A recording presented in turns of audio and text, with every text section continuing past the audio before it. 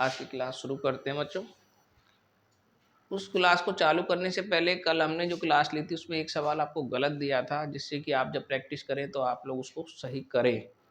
शायद आप लोगों ने किया कि नहीं किया मुझे नहीं पता, लेकिन मैंने जो अपने वीडियो डाला उसके नीचे भी इस बात को लिखा है कि आप इसको सही करेंगे। इस पूरे एक्सरसाइज में एक सवाल गलत है, ठीक है। तो वो सवाल गलत कौन सा था? ये सवाल था। अब आपने पता नहीं इसको सही किया कि नहीं किया, मैं आपको इसको बता देता हूँ, ठीक है। ये सवाल था और ये गलत करवाया था हमने, ताकि आप लोग इसको सही करेंगे। देखो क्या था इस सवाल में। जब भी तृतीय अनुपाती पूछा जाएगा बेटा, तो सिंपल से इसका फार्मूला होता है बी स्क्वायर बटे ए। बी को यहाँ जब दो संख्या होती है, एक ए होती है और दूसरी संख्या बी होती है, अगर तीन होती है तो ए बी सी मानी जाती है। बी यहाँ पर 24 है, 24 को 24 से गुणा करना था और 16 का भाग देना था। 8 से काट दो, 8 दूनी 16, 8 तीन 24, 2 से इसको काट दो 12, 12 तीन 36 का आंसर 36 आ जाएगा। ये ध्यान रखना, ये सवाल गलत किया था हमने, आज इसको सही करके बताया है। MBA एग्जाम में आया था इसलिए मैंने बता दिया इसको। ये कल करा दिया था हमने, ये भी कल करा दिया था। अब यहाँ पे थे, देखिए बेटा क्या था, हमने आपको करने के लिए भी दिया था और आपने इसको कर भी लिया होगा, फिर भी आप चेक कर सकते हैं।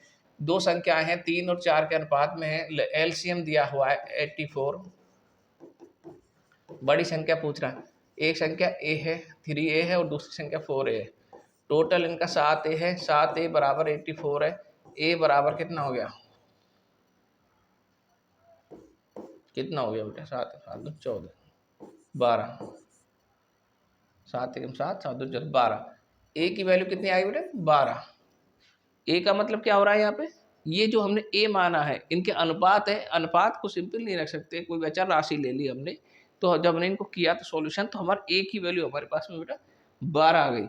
तो अब ये क्या कह रहा है बेटा, बड़ी संख्या दो अनुपात है, एक 3 है और एक 4 है। कोई सी भी मान लो, 3 अनुपात है तो छोटी होगी निश्चित रूप से, और किसी का 4 अनुपात है तो वो बड़ी होगी,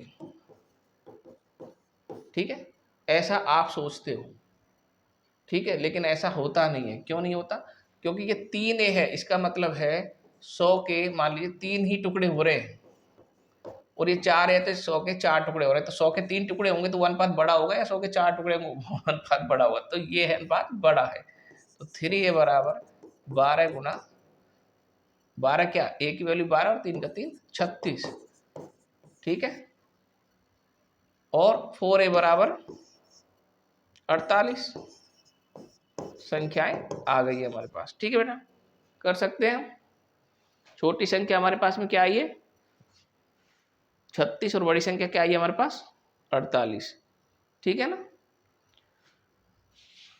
कंफ्यूज नहीं होना है। मान लीजिए 100 रुपए को हम कहें 3:4 में बांटना है, ठीक है, या फिर 3 आदमियों में बांटना है। जब 100 रुपए को 3 आदमियों में बांटेंगे तो हम 33 के आसपास एक को मिलेगा, और जब 4 में बांटेंगे तो हम 25 एक को मिलेगा। तो जब हम बांटने की बात करते हैं, तो अनुपात की बात करते हैं, तो ये अनुपात बड़ा है, ठीक है। अगला देखो, दो प्राकृत संख्याएं हैं जो 3:5 के अनुपात में है और इनका गुणनफल 2160 है, ठीक है। देखो गुणनफल दिया है, देखो सवाल में यही देखने वाली बात है। दो प्राकृत संख्याएं हैं 3 और 5 है, हमने कहा इनके साथ में कोई भी अचर राशि लगा ले, ए लगा लो, बी लगा लो, सी लगा लो, एक्स लगा लो, वाई लगा लो, लगा लो आप, उससे क्या है, सोल्यूशन हो जाएगा उसका।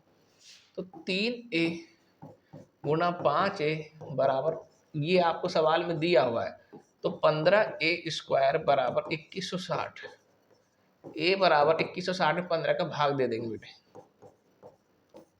ठीक है। अब जिसको सीधा आती है टेबल कर दो, 15 का 15, 15 और 6 21, तो 15 चौक 60, 15 चौक 60। तो ये किसकी वैल्यू आई? ए स्क्वायर की। जब ए की वैल्यू निकालेंगे तो इसका वर्गमूल निकाल देंगे, तो ए बराबर बेटा कितना आएगा? 12। 12 का स्क्वायर होता है 144। तो ये आना चाहिए आपको। तो इनमें से छोटी संख्या कौन सी है? तो बेटा छोटी संख्या कौन सी आ गई? एक ये थी और एक ये थी, तो 12 गुणा 3a वाली संख्या निकाल दो, 12 गुणा 3 बराबर 36, 5a 12 गुणा 5 बराबर 60, ठीक है। तो ये छोटी संख्या और बड़ी संख्या। अगर आपको ये लगे आपको ये लगे कि ये सवाल हमारा सही है या नहीं है, तो आप इन दोनों को गुणा करेंगे तो आपके पास 2160 ये आंसर आना चाहिए। अगर आपका सवाल सही है तो आंसर आ जाएगा, सवाल गलत है तो नहीं आएगा।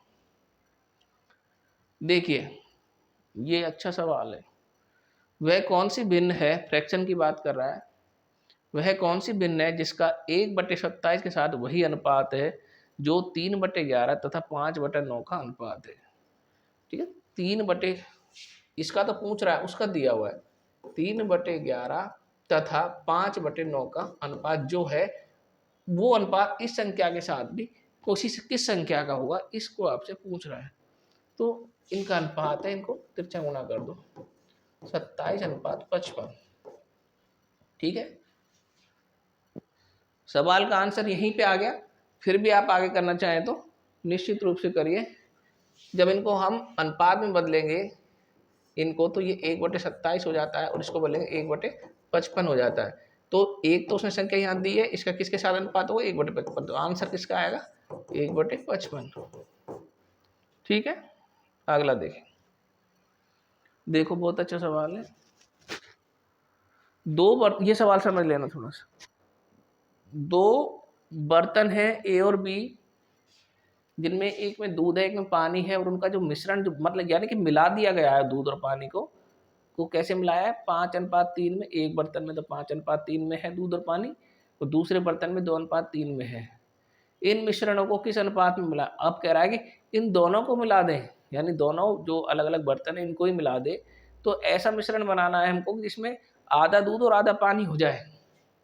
ठीक है, अब देखेंगे सवाल, दो टुकड़े हैं सवाल के, एक एरा बर्तन का दूसरा एरा, इसका जोड़ क्या आएगा बेटा, 5 और 3 का, 5 पहले एक पोर्शन और यह है दूसरा पोर्शन, 5 और 3 8, तो ये 5/8 दूध और 3/8 पानी, 3 और 2 5, 5 हो गया, तो 2/5 और 3/5।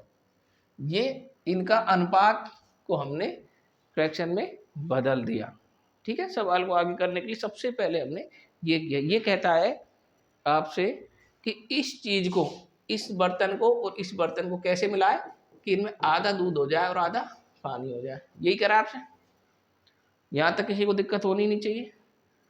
ठीक है, अब देखो ये पहला बर्तन और दूसरा बर्तन कैसे मिलाए, इसको और इसको इस अनुपात में कैसे मिलाएं कि इसका और इसका अनुपात आधा आधा आ जाए। यही सवाल है और यही सवाल आपसे कह रहा है। ठीक है, देखो बेटी, 8×5 = 40।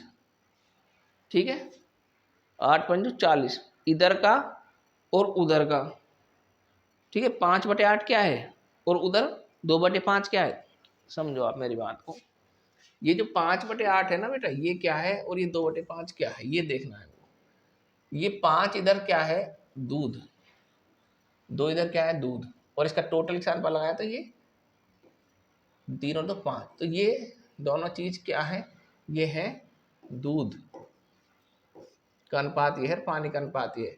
तो आप इसको इसको इधर से ये भाग ले लो, इधर से ये भाग ले लो। ठीक है, दोनों का भाग, दूध और पानी का भाग, हम दोनों तरफ से एक चीज का भाग ले लेंगे, दूसरी चीज का भाग अपने आप निकल के आ जाएगा। ठीक है, देखो एलसीएम कितना आएगा इसका, 8 और 5 का 40, तो 40 गुना 5/8 तो इधर हो जाएगा। ठीक है, इधर से 1/2 रह जाएगा, ना 40 हो जाएगा। आपको कंफ्यूज नहीं होना बिल्कुल, जो अगर चित्र के अनुसार चलोगे तो सवाल बिल्कुल सही हो जाएगा। और उधर क्या है, 2/5 है, 2/5 और एलसीएम कितना आएगा, 40 ही आएगा। ठीक है, कर सकते। आप ये मत कहना 40 कहाँ से आ गया, इसका 8 और 5 का एलसीएम 40 आया। 40 को एक एक चीज हटा लो इधर से, काटा 5, काटा 20, इसको भी काट देंगे तो 8 में। देखो बेटा अनुपात कितना आ रहा है, 25, 20, 16, यही आया, 25, 20 और 16। 20 कोई अनुपात नहीं, 20 इनका मिश्रण है, 20 इनका क्या है, मिश्रण। अभी इस पेज में सवाल आएगा नहीं, मैं इसको नेक्स्ट पेज पे ले जाऊंगा, आप इसको देखना। 25, 20 और 16, 25, 16 तो इनका अनुपात है, लेकिन 20 इनका मिश्रण है। यही चीज आई थी।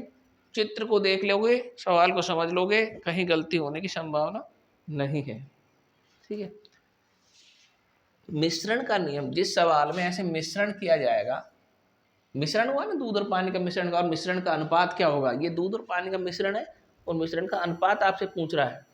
जिस भी सवाल में ऐसे मिश्रण का अनुपात पूछेगा, मिश्रण का एक नियम है बेटा, मिश्रण का नियम है बड़ी संख्या में से छोटी संख्या क्रॉस में घटाई जाती है। अब आपको क्रॉस कहाँ है, क्रॉस ये रहा, देखो ये क्रॉस, ये चित्र, बड़ी संख्या में से, ये मिश्रण का नियम, आपको ये क्या लिख दिया, मिश्रण का नियम है।